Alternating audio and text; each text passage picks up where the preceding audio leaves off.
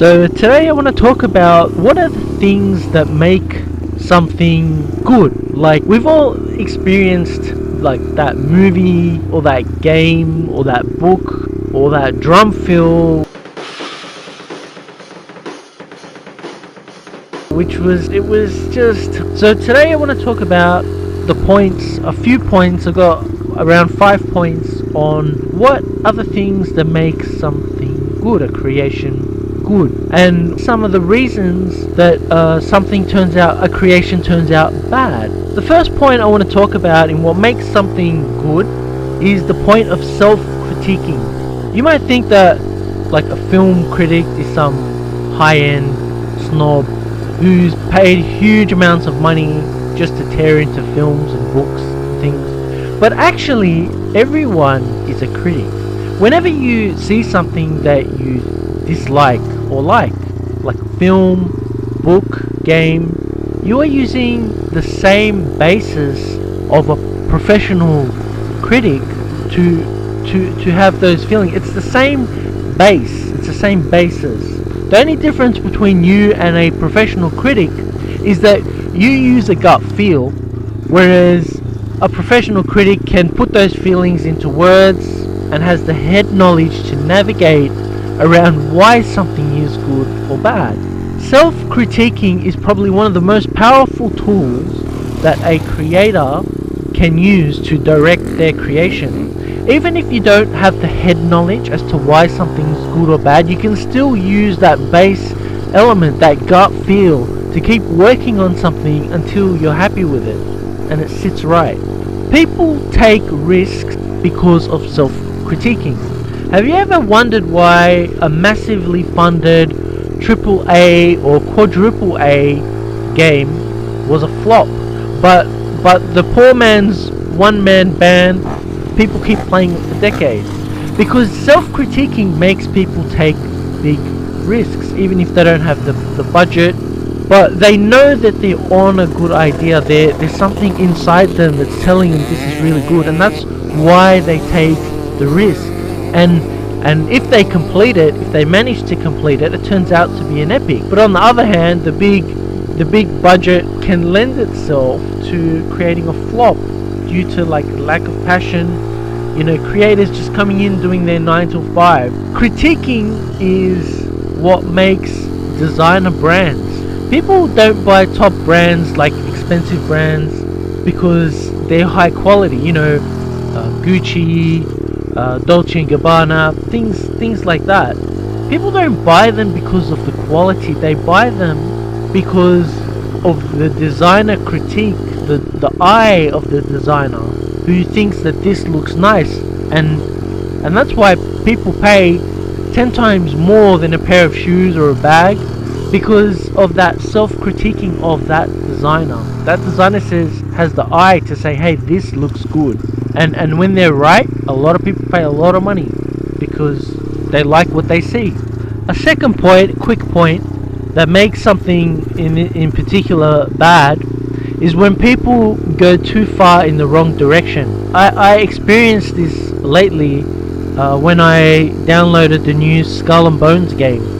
There was a lot of detail and a lot of good graphics, but I believe the effort put into that game, which I believe is a flop, was in the wrong direction. There was the main problem is there was too much detail but not enough substance.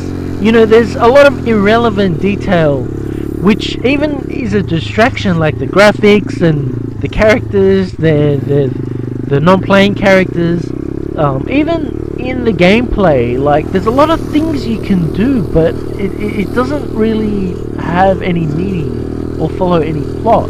Too much detail, not enough substance. The same thing applies to making YouTube videos. People over-index on and put like tons of hours on things like editing, but the content has no substance and is not interesting. So from a cold-faced perspective, people say, yeah, that's good, but people aren't engaged with what you've created. There's a lot of work in making a good creation, but sometimes that work is to throw out all the work that you've done, even if you spend a lot of hours working on it. because you're self-critiquing, you're saying, well, this is just not good. And throwing something out isn't always a complete loss. You can always maybe repurpose that content in an area that's more fitting next time. The third point in how to make a creation good is what I call repeating the writer's block phenomenon. What it is when you think about when you want to start a new script, I'm using writer's block because it's a common thing that happens, but it could be in any creation, music, video, game. And that is, the writer starts with a blank page and they've got no idea what to write. They're probably sitting there for hours in front of a blank screen and they don't know what to. A lot of times, when you spend enough time on it, you come up with content, you come up with something, you come up with new ideas over the course of hours and days, and you reflect and you don't know where these ideas came from. Like, you started from a blank page and you're like, wow, where did all these cool ideas come from? Where did this structure come from? You're kind of surprised after working on something for a few days that you sort of came up with it from nothing. Then when you've got enough pages or words, you stop. But what you need to do is you need to repeat the writer's block phenomenon. And that is, you don't know that you can make it better until you actually make it better.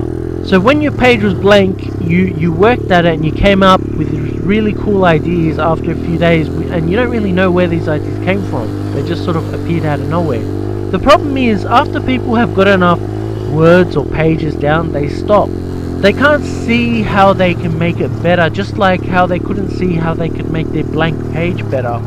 But when you reiterate on the writer's block, and you've completed a piece, but then you can reiterate and you look at it and you think, well, I don't know how to make this better. But that's just the writer's block phase. If you keep working at it, you'd be surprised what more you can do. The problem that people have is that they stop and they say, well, I'm done, rather than revisiting. And people are reluctant to revisit because they're in that writing block phase. They're like, I don't know how to make this better. Self-critique plays a good part there. If there's something, you've completed a piece, you've done all the pages and all the words, and you can say, well, I wonder if I can make this better.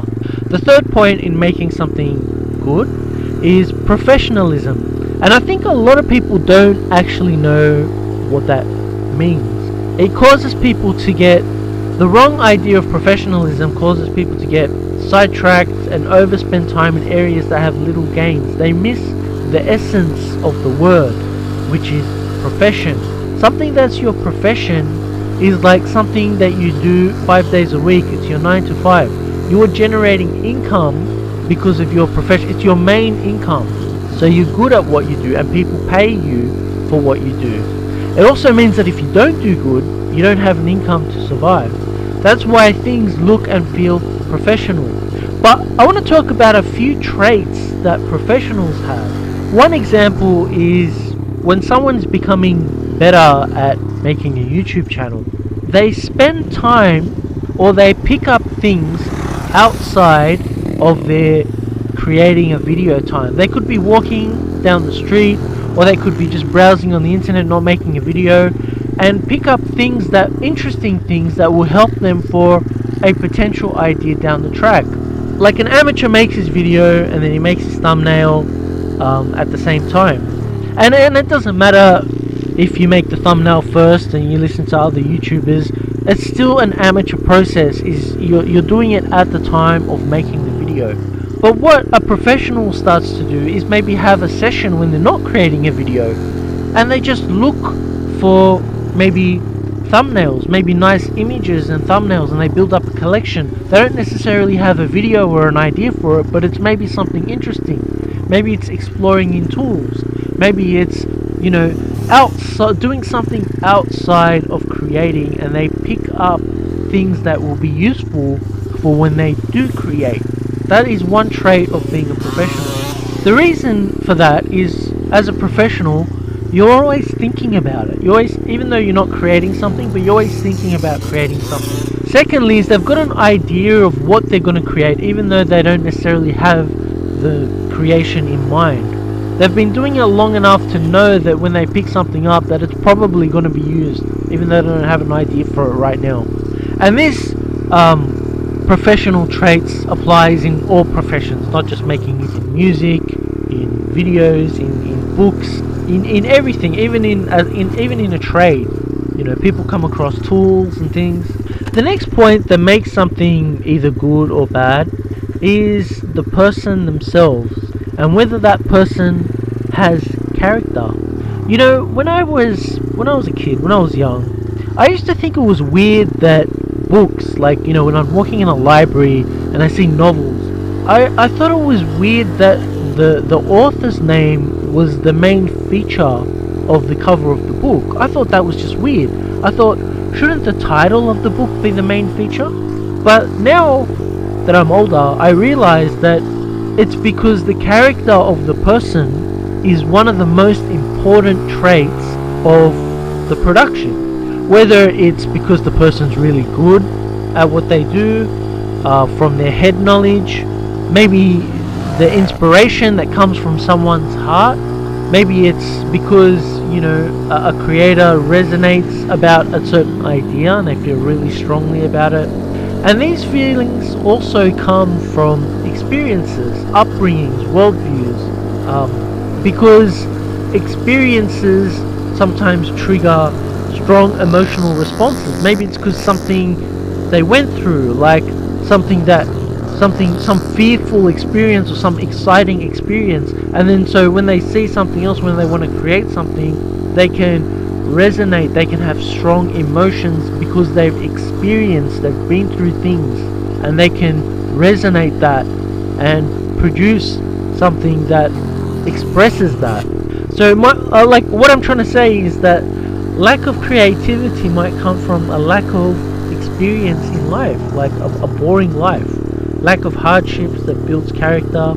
Like, it doesn't mean you should go and look for problems, but hardships is, when someone goes through something and then bounces back with a positive change.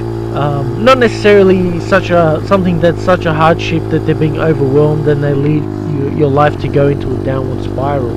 And the other thing about character building for the creator, it doesn't have to be something traumatic or something dangerous. It could just be hard work. Hard work is also character building. Something that you've studied hard in, maybe there was something that you've been doing as a volunteer that usually people wouldn't do. They'd rather be at home relaxing, and you've been doing it for many years and working hard, and people wonder, you're not getting paid, why are you doing this? But this is character building things. These are the things that bring out like the pearls and the diamonds when someone's creating. It's the experience of someone's life that builds their character. So anyway, they're the 5 points. They're the 5 points that I just wanted to share. So as usual, we're going to share a Bible verse, and that's from Matthew chapter 4 verse 4, and it says that it is written that man shall not live on bread alone, but every word that proceeds from the mouth of God. And to me, that verse is really important, as that, like, it inspired me a lot, hearing from God. Not just living worldly, not just living for what we can see and hear and like, but connecting with God.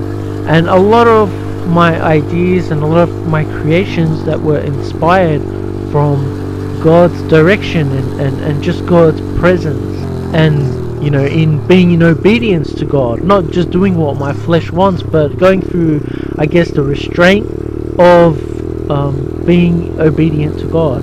And that has given me a lot of inspiration, a lot of ideas where I can do great works. So anyway, that's all I wanted to talk about. If you like this video, please hit the like button. I've got more content like this on spirituality and life.